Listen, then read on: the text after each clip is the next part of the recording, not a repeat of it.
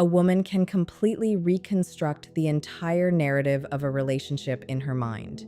She can go over every detail, imagine the breakup conversation, grieve the connection, and emotionally detach long before anything is actually said out loud. And all of this can happen simply because you didn't do something she deeply wanted, even though she never directly asked for it. The most shocking part is that you would likely remain completely unaware of this internal shift until this moment, as I'm about to explain it to you. I'll be honest from the start, I nearly didn't share this, not because it's uncomfortable, but because it touches on something women rarely admit openly, something that has quietly existed in relationship dynamics for a long time without being discussed out loud. A long-term study from the University of Texas on romantic communication patterns revealed something quite eye-opening. A large percentage of women reported having strong expectations or desires from their partner that they never verbally expressed even once. The reason wasn't forgetfulness or lack of importance, but rather the belief that asking for it would take away its emotional value. In other words, if she has to request it, it no longer feels genuine or meaningful. So she holds back, choosing silence over asking directly, even if it means not receiving what she wants at all. This isn't about being difficult. It's a deeper psychological pattern that shapes how many women process emotional needs in relationships. The reason I called this dirty is not necessarily about physical intimacy, but about the hidden emotional world behind it. Many of these desires are never spoken because they feel too vulnerable, too demanding, or even too much, according to social conditioning. So instead of expressing them, she locks them away mentally and hopes her partner will naturally understand without explanation. That expectation of being understood without words is where most misunderstandings begin. And if it continues unresolved, it slowly weakens the connection without obvious conflict. By the time it becomes visible, she may already have emotionally checked out while you are left confused, trying to figure out when everything started falling apart. Number 7 is about breaking her overthinking loop with calm physical presence. Every woman has experienced this state in her own way. She's mentally overwhelmed, caught in a spiral that could be about work stress, something her mother said, or even a small comment from a friend that she has replayed and analyzed far too deeply. In those moments, her mind isn't calm or organized. It feels overloaded, like too many thoughts are open at once, and none of them are responding properly.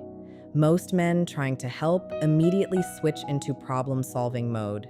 They offer solutions, advice, or logical fixes, thinking that clarity will settle the situation. From their perspective, it makes complete sense.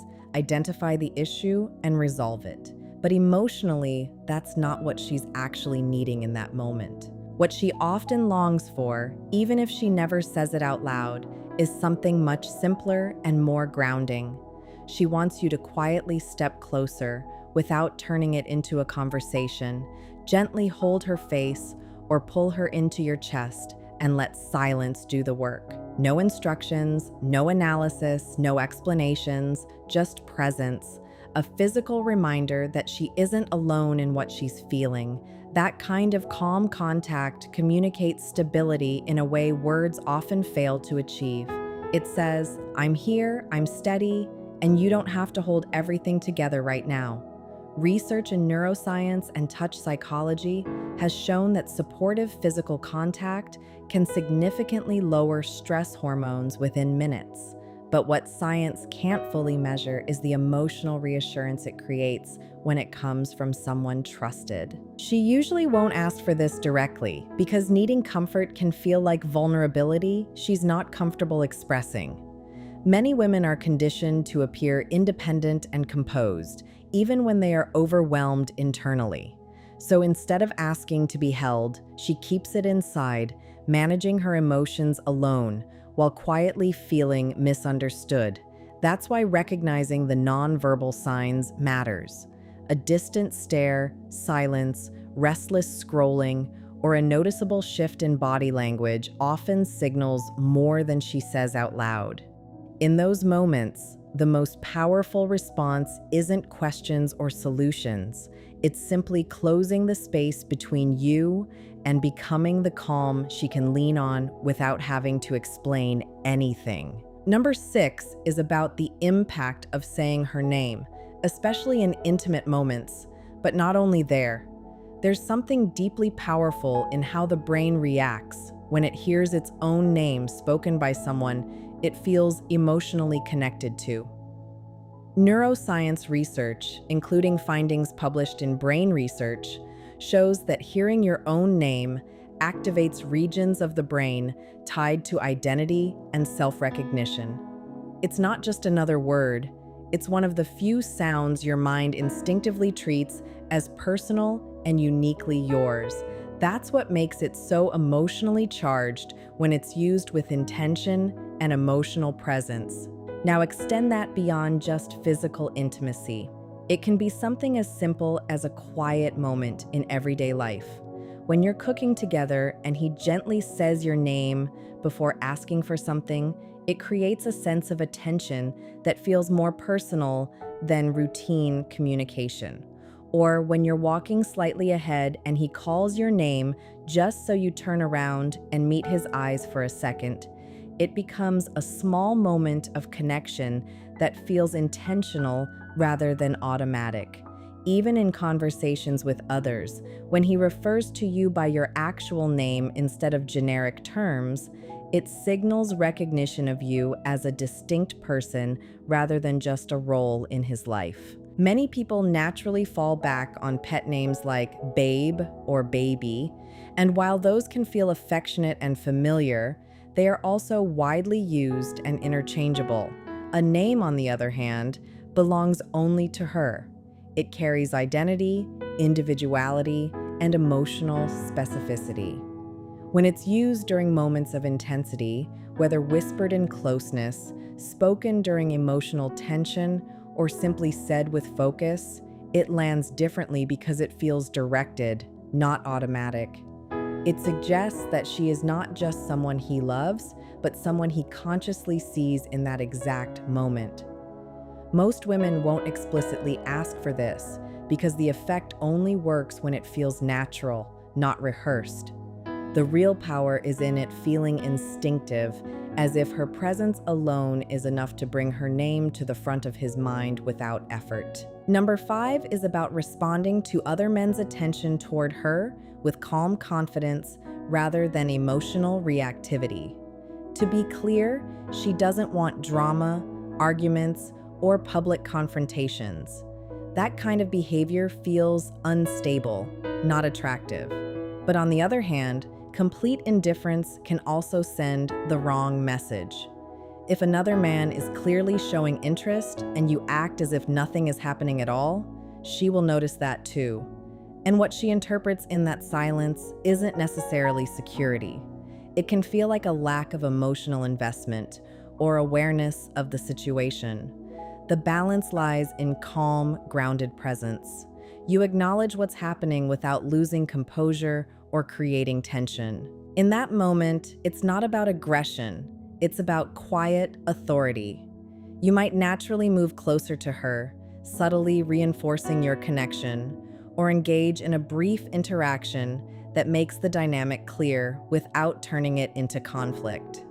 A simple introduction, a steady presence beside her, or even a relaxed shift in conversation can communicate more than words ever could. It's a nonverbal signal that says the situation is understood but not feared. She is with you, and that is understood by everyone involved, including yourself. This kind of response isn't about control or possession in an extreme sense. It's about emotional steadiness. The ability to stay composed when attention from others appears is often perceived as a sign of confidence and emotional maturity. Number 4 is about quietly reducing her mental load without turning it into a performance or announcement. Modern life places a significant cognitive burden on many women, as shown in multiple psychological studies, including research from the American Psychological Association, which highlights how responsibilities like planning, remembering, organizing, and managing daily life often fall disproportionately on women in relationships. This invisible workload isn't just about completing tasks, it's about constantly remembering that the tasks exist in the first place.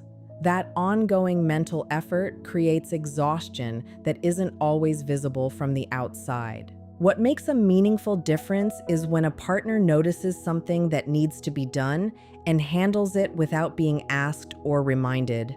It could be a small repair, a scheduled errand, or something she has mentioned in passing and forgotten due to everything else she is managing. The key is not announcing it or seeking recognition, but simply removing it from her mental list entirely. When she comes home and realizes a problem has already been solved without her involvement, it creates a sense of relief that is difficult to replicate through words alone.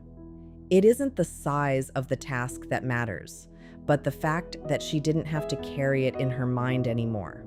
Over time, this kind of awareness and initiative builds a deeper sense of ease in the relationship, where she feels supported not through promises, but through consistent action that lightens her unseen load. Number 3 is the one that quietly destroys relationships when it's ignored.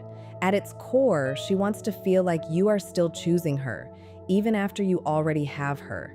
That's the entire dynamic, and it's surprising how often it fades once a relationship becomes official. In the beginning, everything is intentional. You initiate conversations, you plan time together, you express interest without being prompted, and every action communicates effort. Being with her feels deliberate, like a choice you are actively making rather than something that simply exists. But over time, many men shift into comfort mode, not because they stop caring, but because they assume the relationship no longer needs that same level of pursuit. What often gets overlooked is that emotional connection still relies on ongoing effort. Research from Dr. John Gottman, whose work has famously predicted relationship outcomes with high accuracy, highlights the importance of what he calls turning toward your partner. His findings show that lasting couples consistently respond to each other's emotional bids for attention, while struggling couples gradually stop doing so. It's not about constant grand gestures. It's about small, consistent signals that say, "I still see you, I still choose you." A simple message in the middle of the day, an unexpected thought shared, or planning time together without being asked can carry more emotional weight than occasional big moments. What matters is continuity, not intensity. The shift into distance usually happens quietly. She doesn't often say, "I need you to pursue me again," because that would feel uncomfortable or emotionally exposing. Instead, her behavior changes first. She becomes quieter, less initiating, and more reserved in how she invests emotionally.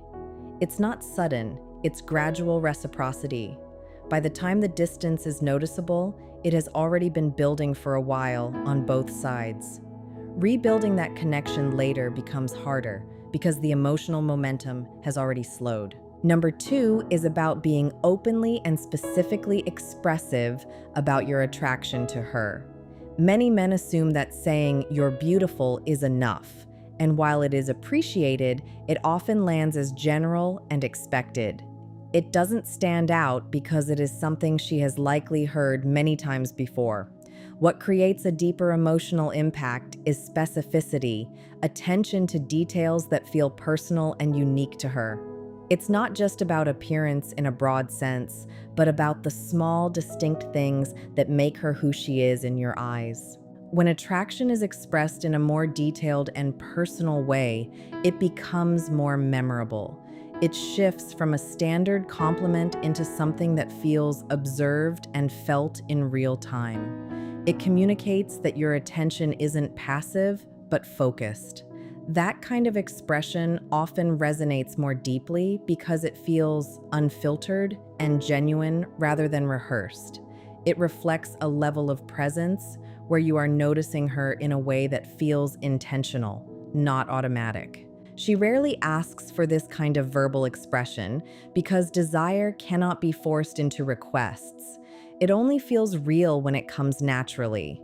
But when it is expressed authentically, without hesitation or overthinking, it creates a stronger emotional imprint than generic praise ever could. Number one is about physical confidence in how you interact with her space.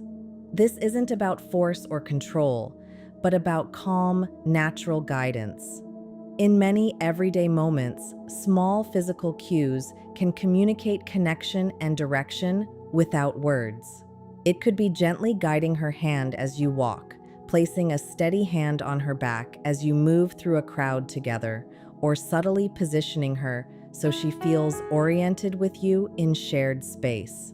These are not dramatic actions. They are quiet signals of awareness and presence. What matters most is the energy behind it. When physical interaction feels hesitant or overly cautious, it can feel disconnected. But when it is calm, respectful, and natural, it creates a sense of grounding and awareness between two people. It's less about the action itself and more about the confidence and care behind it. In healthy dynamics, physical guidance isn't about dominance. It's about coordination, awareness, and mutual ease in shared environments.